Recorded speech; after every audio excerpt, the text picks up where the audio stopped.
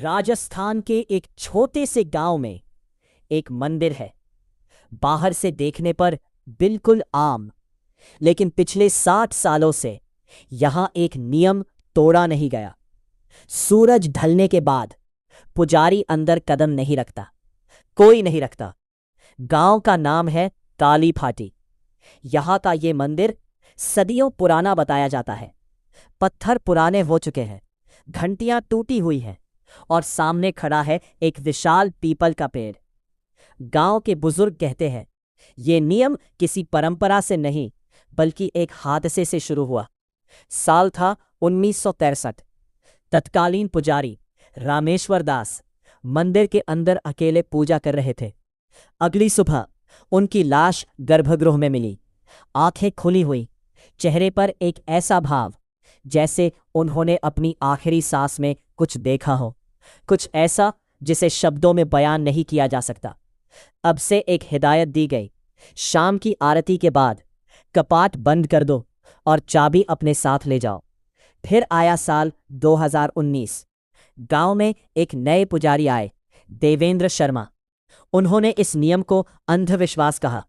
वो पढ़े लिखे थे, तर्कवादी सोच रखते थे। उन्होंने ठान लिया वो इस रहस्य की सच्चाई जानेंगे। पहली रात वो मंदिर के बाहर बैठकर इंतजार करते रहे, कुछ नहीं हुआ। दूसरी रात उन्होंने अंदर जाने की कोशिश की। दरवाजे पर पहुंचते ही उनके हाथ अचानक कांपने लगे। एक अजीब सी ठंडी हवा ने उन्हें पीछे धकेल दिया। उन्होंने इसे नजरअंदाज किया। तीसरी रात देवेंद्र मंदिर के अंदर दाखिल हुए, साथ में एक टॉर्च और एक छोटा कैमरा। गर्भगृह में पहुंचते ही टॉर्च की रोशनी झिलमिलाने लगी। दीवारों पर पुरानी परछाइयां हिलती दिखी, जैसे कोई मूर्ति के पीछे से देख रहा हो। तभी उन्हें एक फुसफुसाहट सुनाई दी, उनकी मां की आवाज में, जो 15 साल पहले गुजर चुकी थी। देवेंद्र डर के मारे बाहर भागे, लेकिन कैमरे में जो रिकॉर्ड हुआ वो और भी चौंकाने वाला था।